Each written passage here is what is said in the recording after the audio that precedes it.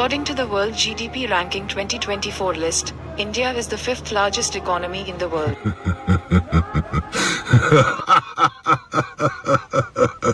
Wake up to reality.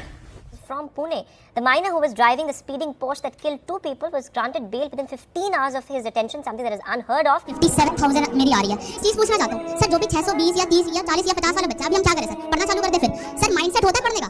Sir आप 1 महीने आप खुशी मना रहे हो, आपके पेरेंट्स के आंख में वो आस है कि हाँ मेरे बच्चे का हो गया, मेरे फैमिली में किसी कोई भी डॉक्टर नहीं बना लेकिन मेरा बच्चा बन के दिखा रहा है। सर ये उनकी उम्मीद थी सर। 57,000।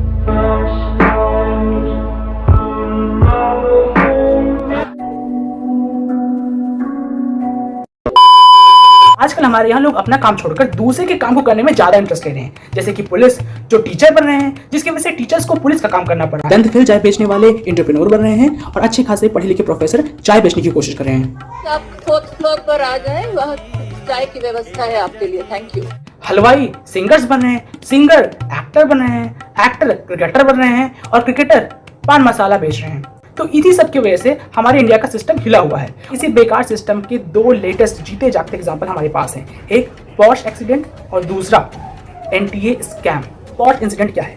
इसमें एक रईस के रईसजादे ने अपने पॉश गाड़ी से, जो कि 17 साल का है, उसने 2 बच्चों को अपने लग्जरी गाड़ी से कुचल कर मार दिया, जो कि वो ड्रिंक करके चला रहा था। तो आप सोच रहे होंगे कि उसको सजा भी मिली होगी, बहुत खतरनाक सजा मिली होगी। जी हाँ, सजा मिली, बहुत खतरनाक। क्या? 300 वर्ड का एस्से लिखने को मिला। इससे ज्यादा तो हमारे यहाँ के मैथ के टीचर हमको दे देते थे, जैसे कि 500 बार उठक बैठक करना या फिर मुर्गा बना 1 घंटे के लिए अपने पीठ पर बैग रखकर। यहाँ नॉर्मल मिडिल क्लास अगर रॉन्ग साइड से चला जाए, हेलमेट ना पहने या ट्रैफिक रूल्स का फॉलो ना करे तो आसानी से उसको 1500 2000 का चालान हो जाता है। लेकिन वहीं पर कोई रईस ज्यादा अगर किसी का कत्ल भी कर दे तो उसकी सजा होती है 300 वर्ड का एस्से। यही है हमारे यहाँ का खोखला सिस्टम। जो लोग डेमोक्रेसी करते रहते हैं ना, तो चाहे डेमोक्रेसी हो या फिर तानाशाही हो, दोनों जगह बोलबाला मालदार पार्टी का ही होता है। मिडिल क्लास लोग सिर्फ टैक्स के लिए काम आते हैं। दूसरा है एनटीए स्कैम। हर साल लाखों बच्चे नीट का फॉर्म भरते हैं ताकि उनको एक अच्छा मेडिकल कॉलेज मिल पाए, वो डॉक्टर बन पाए। इस साल भी ऐसा हुआ, 23 लाख बच्चों ने नीट का फॉर्म भरा, एग्जाम दिया और रिजल्ट का वेट कर रहे थे। पहले ही एनटीए ने उनको एक सिग्नल दे दिया था कि मैं तुम्हारी बैंड बजाने वाला था, यानी कि जो 14 को रिजल्ट आने वाला था वो 4 को ही घोषित कर दिया। और दूसरा ट्रॉमा बच्चों को तब मिला जब ये पता चला कि एनटीए ने बहुत बड़ा स्कैम कर दिया है, क्योंकि जहां पिछले सालों में 1-2 बच्चा ही टॉप करता था, यानी कि 720 में से 720 नंबर लाता था, इस साल 67 बच्चों ने टॉप किया, यानी 720 में से 720 लाया।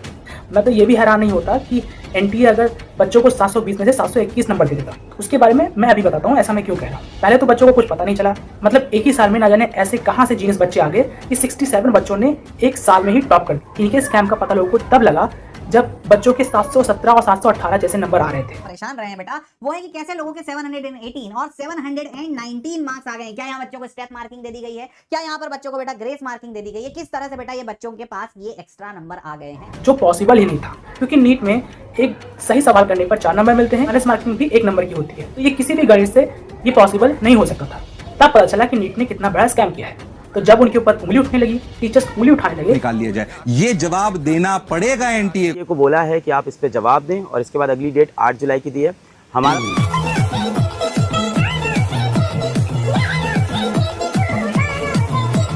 तब एनटीए ने जवाब दिया, हमने बच्चों को ग्रेस मार्क्स दिया है। और क्यों ग्रेस मार्क्स मिले थे? क्योंकि एनटीए ने खुद गलती की थी, मतलब गलती एनटीए ने की और भुगते बच्चे, वो बच्चे इतने सालों से मेहनत कर रहे हैं, उन बच्चों का पूरा साल बेकार हो गया। और वो बच्चे जिनको 60-60, 100-100 नंबर ग्रेस मार्क मिल गए, उनका सिलेक्शन हो गया। तो ये साफ बच्चों के साथ नाइंसाफी हुई थी। एनटीए मानने को तैयार ही नहीं है, उसको तो बस रिपोर्टर्स को चाय पिलाने में इंटरेस्ट है, और आप सब जानते हैं वो चाय पिलाने के बहाने क्या करना चाहते हैं। Thank you so much. आप 4th फ्लोर पर आ जाएं, वहाँ चाय की व्यवस्था है आपके लिए। Thank you. एजुकेशन और जुडिशरी, ये 2 ऐसी चीजें हैं जो किसी भी देश की डेवलपमेंट में बहुत इंपॉर्टेंट रोल प्ले करती है। और हमारे यहाँ ये दोनों ही सेक्टर चौपट हो रखे हैं, करप्शन और स्कैम से भरे हुए हैं।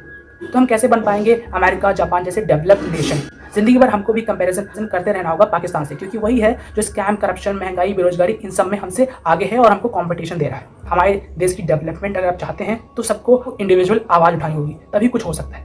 इसका बेस्ट एग्जाम्पल एनटीए स्कैम में हुआ। जब बच्चों ने आवाज उठाई तब जाके एनटीए अब जवाब दे रहा है, नहीं तो एनटीए जवाब भी ना देता, अपने बच्चों के साथ गलत हो जाता। नीट का मामला कोर्ट में है, जजमेंट क्या आएगा ये नहीं पता, लेकिन बच्चों ने आवाज उठाया है, ये बहुत इंपॉर्टेंट चीज़ है। इससे और कुछ हो चाहे ना हो, लेकिन ये तो होगा कि एनटीए अगली बार से किसी भी बच्चे के साथ गलत करने से पहले 100 बार सोचेगा। तो इसी के साथ मैं आपसे विदा लेता हूँ। नमस्कार। अगर आपको मेरा वीडियो पसंद आया हो तो प्लीज़ वीडियो को लाइक कीजिए, चैनल को सब्सक्राइब कीजिए, कमेंट में अपने व्यूज़ बताइए कि आप इसके बारे में क्या सोचते हैं, और अगर आप चाहें तो कमेंट में मेरी तारीफ भी कर सकते हैं। बेइज्जती भी कर सकते हैं, जो चाहे वो कर सकते हैं, लेकिन प्लीज़ लाइक अनलाइक कुछ ना कुछ करके ज़रूर जाएगा। नमस्कार, जय हिंद।